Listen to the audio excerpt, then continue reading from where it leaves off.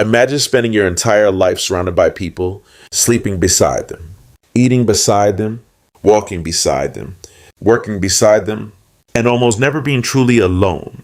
No locked bedroom, no bathroom door, no private messages, no headphones, no passwords, no hiding. For most of human history, that wasn't unusual. It was normal. Which raises a strange question. Did ancient humans ever have privacy?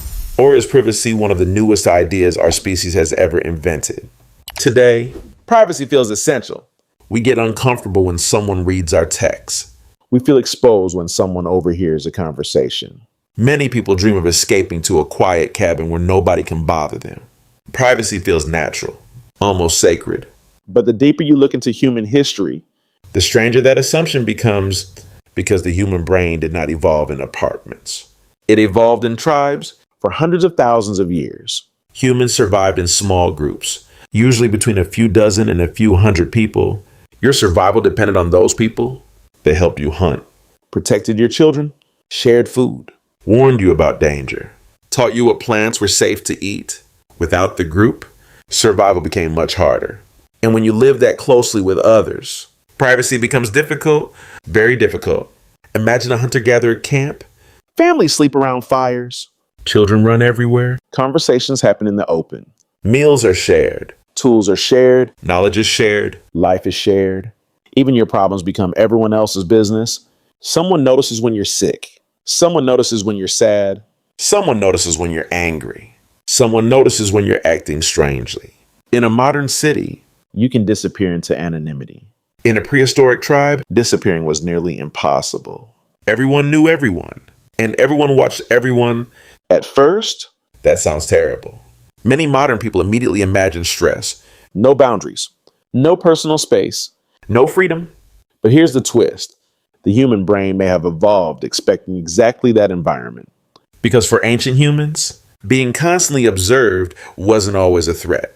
It was often protection. If you were injured, people noticed. If you failed to return from a hunt, people noticed. If your child wandered too far, people noticed.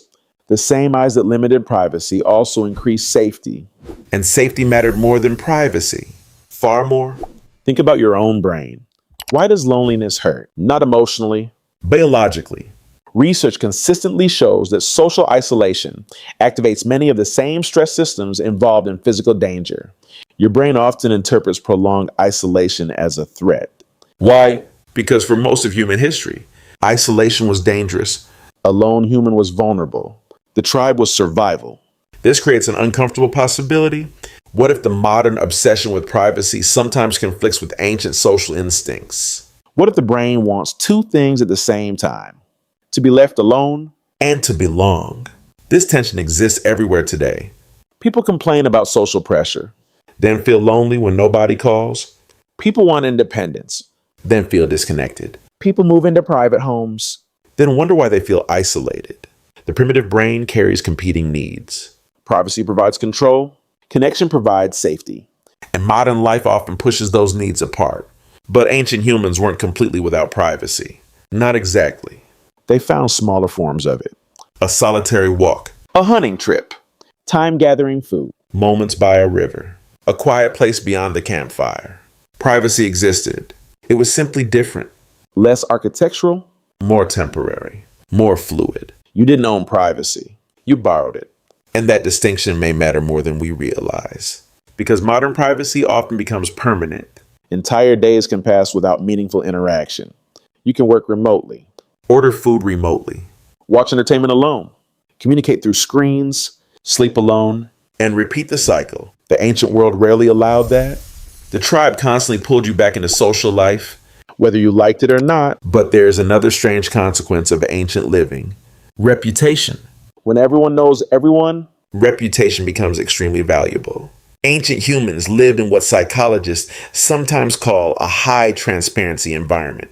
People saw your behavior directly, your generosity, your selfishness, your courage, your laziness, your reliability, your lies. Everything became visible. That visibility shaped behavior. Humans evolved powerful concerns about status, reputation, and social acceptance because those things affected survival And perhaps that explains something strange about modern life. Even when nobody is physically watching us, We often feel watched. We worry about what people think. We imagine social judgment. we fear embarrassment. We replay conversations from years ago. Why? Because part of the brain still operates as if it lives inside a small tribe. A tribe where every social mistake matters. The campfire may be gone, but the ancient audience remains inside your head. And now we arrive at the biggest irony. Modern humans have more privacy than almost any humans who ever lived. Yet many people feel more exposed than ever. Social media broadcasts personal lives to strangers. Phones track movement. Algorithms predict behavior. Digital footprints never fully disappear. We built walls around ourselves, then voluntarily invited the world inside. The result is a strange psychological environment our ancestors never experienced. Physically isolated. Digitally observed. Private and exposed at the same time. The primitive brain struggles to understand this because it evolved for face-to-face tribes. Not invisible audiences. Not millions of strangers. Not endless comparison, which may explain why modern life can feel psychologically exhausting. We're carrying ancient social instincts into a world they were never designed for. So, did ancient humans have privacy? Sometimes, But not in the way we think about it today.